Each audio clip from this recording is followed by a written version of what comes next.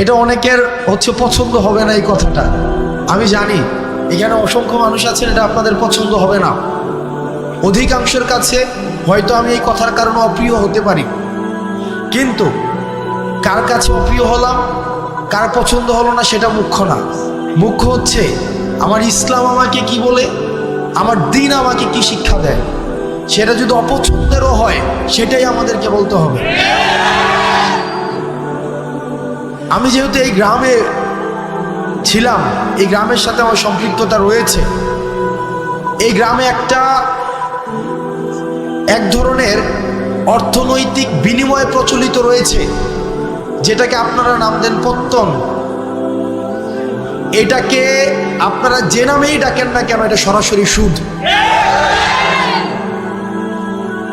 আমার পরিবার সহ আশেপাশে অনেকে আছে এই ধরনের বিষয়ের সাথে সম্পৃক্ত ছিল, কিন্তু আমরা যখন বুঝেছি, আমরা যখন পড়াশোনা করে জেনেছি, আমরা যখন আলেমদের থেকে পরামর্শ নিয়েছি, বিশ্বাস করেন যেই দিন থেকে আমরা এই পথ থেকে ফিরে এসেছি, বরং সচ্ছলতা আরো বেশি প্রশস্ত হয়েছে। কসম করে বলছি, আপনারা জানেন আমার বাবার অর্থনৈতিক অবস্থা, আমার দাদাদের অর্থনৈতিক অবস্থা। যেই দিন থেকে এই জায়গা থেকে আমরা ফিরে এসেছি, আমাদের অর্থনৈতিক যে সচ্ছলতা, আমাদের নিয়ামত সৃষ্টিকর্তা আমাদেরকে যেভাবে দিচ্ছেন, আমরা প্রতিনিয়ত আল্লাহর কাছে অকৃত্রিম কৃতজ্ঞতা প্রকাশ করি। আপনাদের কাছে অনুরোধ থাকবে, এই যে আমরা দেখি টাকা থেকে টাকা বৃদ্ধি পায়, এটা অসংখ্য পরিবারকে নিঃস্ব করে দেয়। আমি নিজে দেখেছি, আমার বাড়ির মধ্যে এইসব বিষয়ে মেল হয়েছে। ছোটবেলায় আমি দেখেছি, বা আমি দেবিদ্বার থেকে আসতাম যখন দেখতাম।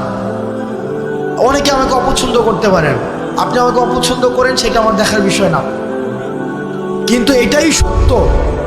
এখানের সবাইও যদি অপছন্দ করেন, এটাই সত্য।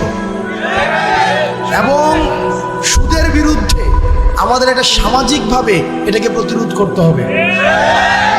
আমরা আল্লাহর আইন চাই, সুদ মুক্ত সমাজ চাই। আল্লাহর আইন চাই, সুদ মুক্ত সমাজ চাই। আল্লাহর আইন চাই। আপনাদের কাছে অনুরোধ থাকবে, আপনারা সুদকে বন্ধ করে দেন। আমরা চেষ্টা করব, আপনারা যদি আমাদেরকে সহায়তা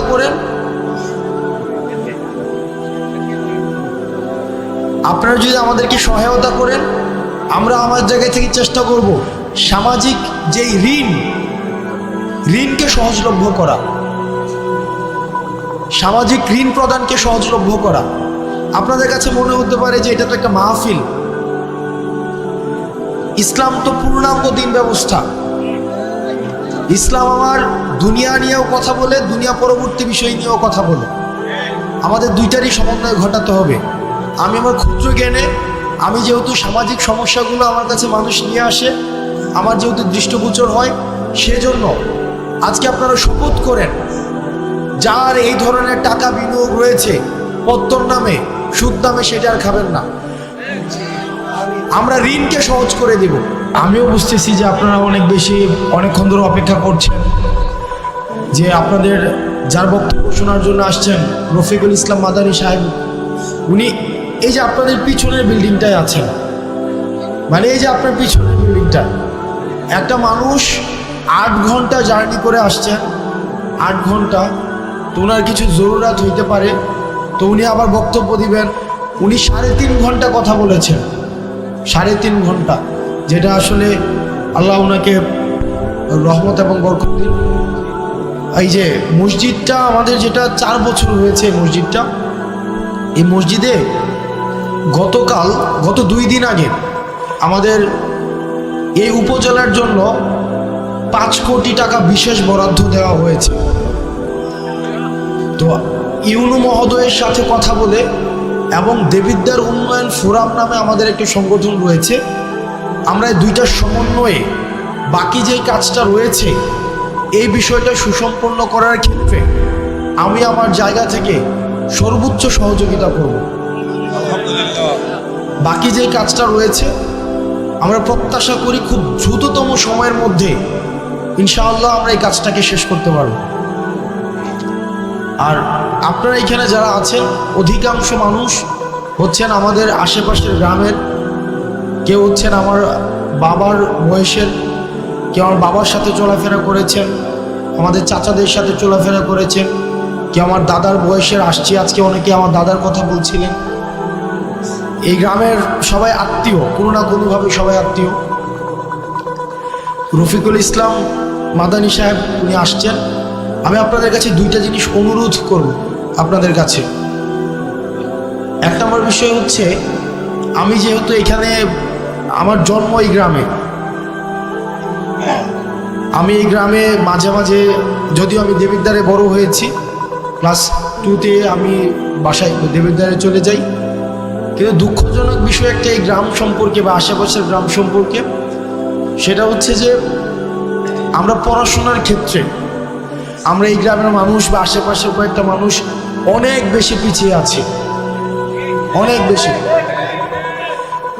সেটা হতে পারে কয়েকটা কারণে।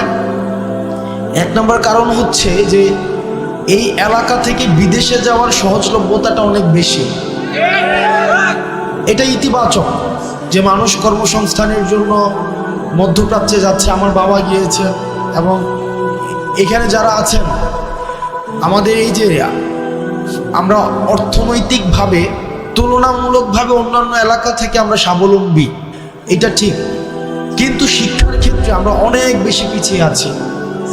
আমি কিছুদিন আগে শুনেছি যে আমার যে স্কুলটা রয়েছে হাই স্কুল, সেখানে পাশের হার এটা অপ্রত্যাশিতভাবে কম।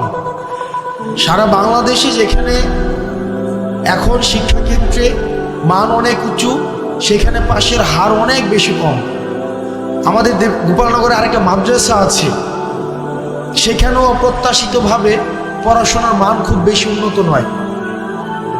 তো আমাদেরকে দিনী শিক্ষা এবং প্রচলিত যে শিক্ষা ব্যবস্থা রয়েছে, এই দুইটার মধ্য দিয়ে আমাদের নিজেদেরকে নাগরিক হিসাবে তুলে ধরতে হবে। সেই জায়গা থেকে আপনাদের কাছে অনুরোধ থাকবে, পড়াশোনার ক্ষেত্রে আপনারা যদি আপনাদের সন্তান, আপনি নিজে, আপনার ভাই বোন বা অন্যান্য কোনোভাবে যদি আপনারা মনে করে থাকেন কোনো সীমাবদ্ধতা রয়েছে, কোনো প্রতিবন্ধকতা রয়েছে, ইনশাআল্লাহ আপনারা আমাদেরকে জানাবেন। এই গ্রামে অসংখ্য মানুষ আছে, অন্তত 5টা শিক্ষার্থীকে অর্থনৈতিকভাবে আজীবন পড়ানোর ক্ষমতা সম্পন্ন মানুষ আছে। আমি অন্তত আপনারা আমাকে জানাবেন যে আমার ছেলেটা পড়তে চায়, আমার ভাতিজাটা পড়তে চায়, সে আমার বোনটা পড়তে চায়, আমার নাতিটা পড়তে চায়, কিন্তু আমরা অর্থনৈতিক সীমাবদ্ধতা বা পারিপার্শ্বিক সামাজিক প্রতিবন্ধকতার কারণে আমরা সেটা পারছি না। আপনারা আমাদেরকে জানাবেন, আমরা সেটার যথাযথভাবে, আমরা সমন্বিতভাবে, যারা আছেন এখানে, আমাদের সোহাগ কাকা আছেন, এখানে অসংখ্য মানুষ আছেন, এই নাম মেনশন করলে আমার অনেক, এটা লিস্ট হয়ে যাবে, আমি নাম মেনশন করতে চাচ্ছি না। আমরা সহায়তা করবো ইনশাআল্লাহুল আজিজ।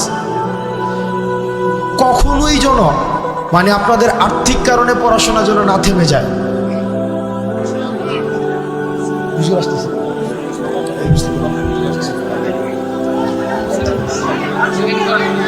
হুজুর আসতেছে, আপনারা